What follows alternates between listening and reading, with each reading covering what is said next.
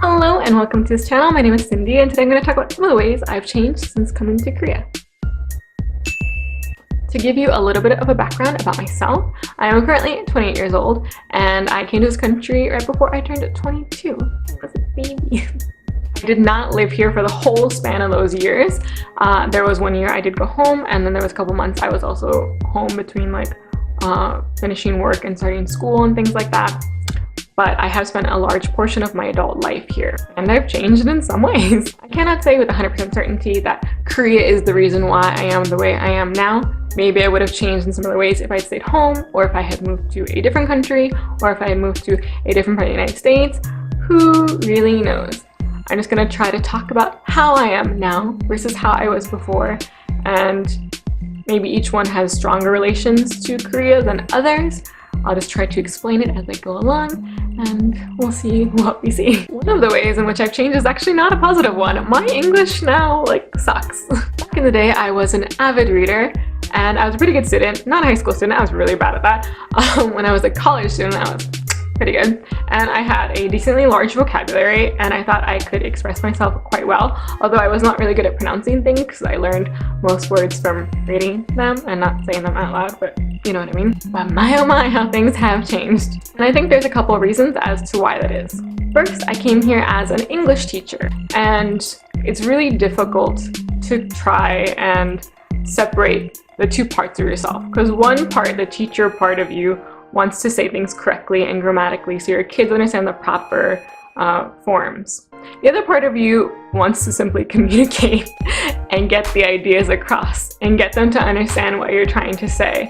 So that part of you will start dropping articles or using very simple words, not putting the S at the end of plurals, all that jazz. So that's quite difficult. You basically end up talking a little bit funny if you are not actively trying to speak correctly. The other part is that in your daily life, if you're communicating with non-speakers, you also might choose simpler words, or you might choose to communicate in a form that might not be 100% grammatically correct. I'm now at the point that I just kind of talk oddly.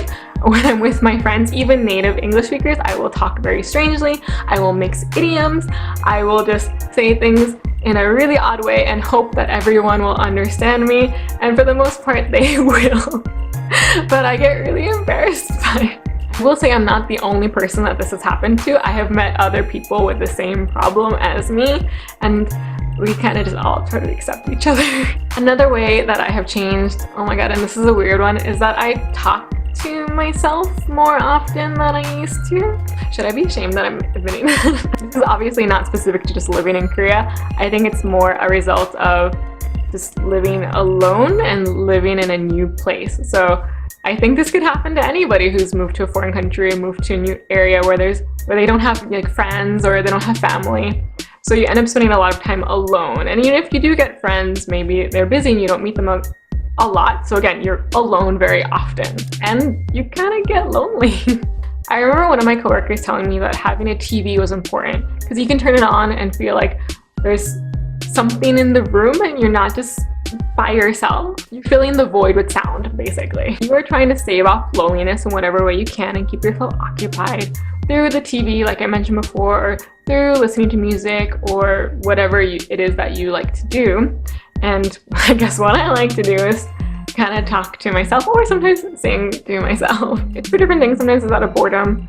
I think one of the most common times that I find myself talking to myself is to self-soothe. I do have friends in Korea, but if there's a problem that I've already kind of exhausted with them and I still feel bad about it, or if it's something that I don't want to talk about with other people, or if I want to talk about it with my family, but it's the wrong time zone obviously, so I have to wait for them to wake up, the best thing you can do is talk to yourself and tell yourself that it'll be okay, and talk yourself through your own problem. And I don't know, it just helps me feel better. Because when no one else is around to tell you that it's gonna be okay, why not tell yourself? I hope other people knew this, that I'm not alone in this thing, so please comment if you are similar in any way so that I don't feel as weird as I do right now. I'm a little bit hesitant to talk about this next one because I'm not the greatest at English these days, as I told you before. So I hope that as I'm talking, you kind of get where I'm coming from and just bear with me as I speak.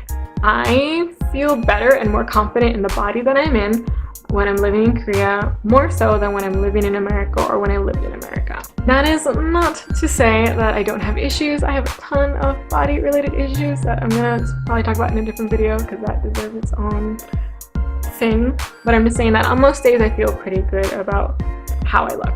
This might also have to do with the fact that most people don't really comment on my weight or on my size. I'm saying most people because there have been people in the past who for some reason felt the need to say something to me about my body that I did not want nor need to hear, so screw those people. But I don't receive a lot of outside commentary about my weight or my size, so therefore most of my issues come from my inner dialogue with myself. Does that make sense? God, I hope so. I'm sure if more people did comment on my body, that would be another obstacle for me to overcome to like accept my body image more, but I personally don't have that as an issue. When I'm living in Korea, I tend to be a lower weight and lower size than I am when I'm in America. So right now I'm around 61 kilograms, which means I'm a medium or large in tops and bottoms, around a size like 9 in jeans, depending on like how stretchy material is. And when I'm back home, I'm something like 65 kilograms or higher, and obviously a higher size in clothing as a result. So when I'm here, I'm in a smaller size. I am closer to my personal body goals and personal size goals. And that is something, like I said, is personal to me. This is just what's in my head for what I want my body to look like, what is best for myself. You may be wondering, in a country where there are many thin people, and they are quite thin. I'm not saying everybody, because even in like the last, 6 years or so, there is like a growing diversification of sizes and looks, although like clothing companies are not really catching up to that. You might be wondering why I don't feel that external pressure to become thinner, why it's mostly coming from my own internal pressure to become a certain size. And that is because I, as a foreigner who does not look remotely Korean in any way, shape, or form, I cannot, literally physically cannot be that size. It's just impossible. I'll give you an example. On Instagram, I see these girls that are talking about their weight and talking about their dieting goals, and I see pictures of them on scales, and the scale says something like 48 kilograms or like somewhere in the 40s range. I cannot get to that level. I do not want to be at that level. I don't think that's healthy for my body to be at that level. I don't even think other people expect me to be at that level. So if I don't expect it, if other people don't expect it, if I also think it's impossible, why should I worry about it in any way? No, I don't care about it.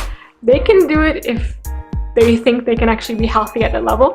I'm not a health professional. Like, I have a feeling it's not good, but I don't know. For me, I'm not gonna worry about it. Last, I feel better about my body, probably not because of Korea, but because I am making choices of certain clothes that I feel good in. I'm learning to be comfortable in different types of clothing. When I was a kid, I did everything I could to hide my body. I wore hoodies, I wore pants, I didn't really show skin. Even when I lived in like Florida for a bit, I was wearing like a lot of clothing and it was very hot. As I've gotten older, I've been able to, reveal more and more of my body and feel comfortable while doing so. So now I wear like crop tops, I wear tank tops, I wear shorts, I wear dresses, and I feel comfortable doing so. And because I like the clothes that I wear, I feel good in the clothes that I wear. In turn, I like my body better because of it. To keep the ball rolling, let's talk about this one. I feel like I am a more sociable person now that I've lived in Korea for this amount of time. When I was young, I was so painfully shy and so awkward as a human. Like really, really, really, I'm not exaggerating. It's a combination of me like not knowing how to talk to people, plus I had a very like sarcastic way of speaking, which I guess is kind of a mean way of speaking. And when my face is at rest, it looks quite mean and angry. So I basically had this overall persona of being a cold person and a mean person and kind of a B word. Like nothing was positive. And the whole reason for that was just because I was so shy that I didn't talk to people really. I remember once I was in a movie theater, like standing in line, and I looked over and there was this kid there, and I guess my face scared him because he like gasped and like looked away. And I don't know, I didn't think I was looking like in an angry way, but I guess I was. So how did Korea help me with my social awkwardness and how to be kinder as a person, or at least appear to be so? Well, I think first and foremost, it's because I'm a teacher here, or I've been a teacher for many years out of the years that I've lived here. I have taught grades K through 10, and I'm teaching English, which is, you know, a little bit scary for some of the kids.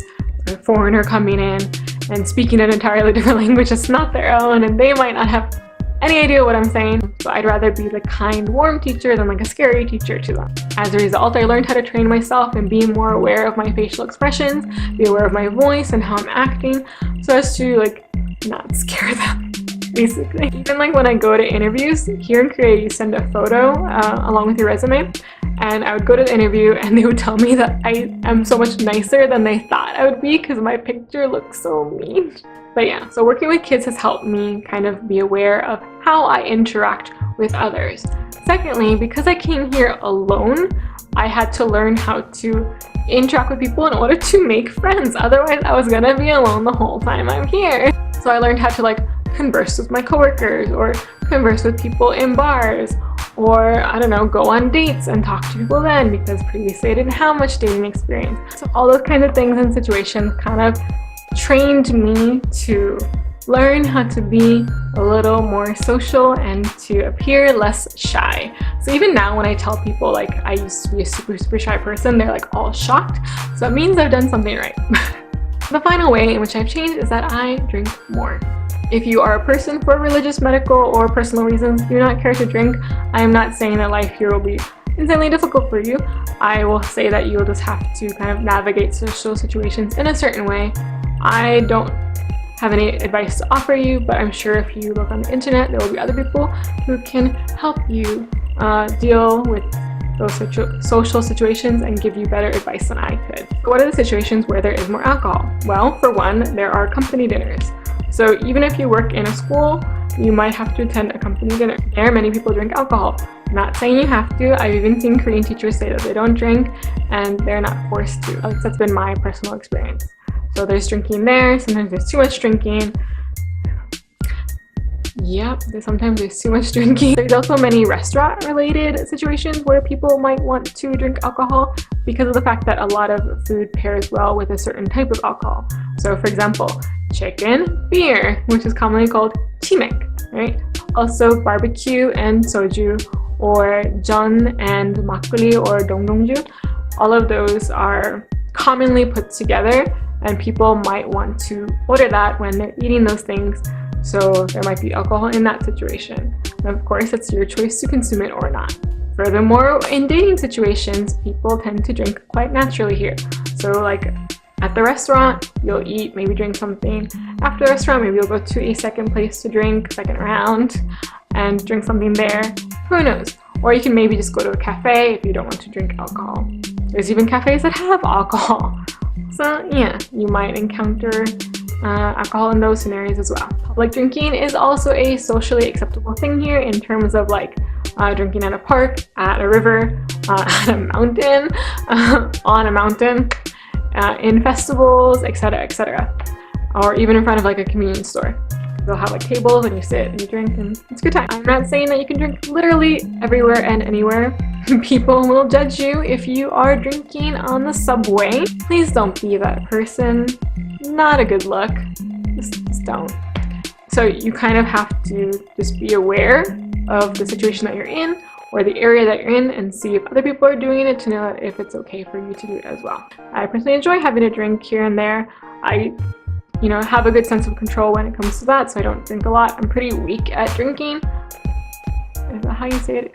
In Korean, it's like suriyake. I have heard of people who may have not been the best at controlling themselves when they were living in a different country, coming here and seeing like the abundance of alcohol available and around and how cheap it is in some situations, and they go down a path that is not the best. I'd say be careful in that regard. Know yourself, know your limit, set your limit. Don't let people, pressure you in any way to go farther than the limit, and hopefully you'll be okay. That sounded really dark. I don't know how to end this nicely. And I'm just going to end it with that. So those are the different ways I've changed since living in Korea, or since coming to Korea, whatever title you think is appropriate for this video. And I'd like to know more about you guys. Please let me know how you guys have changed, and why you think you may have changed. I'd love to know more about you. As always, if you found this video at all entertaining and or informative, please like, comment, and subscribe. Let me know if there's any other videos I can make so I can try to make them. And I hope you have a wonderful day, evening, night, or whatever time it is when you are. And I'll catch you guys later. Bye bye!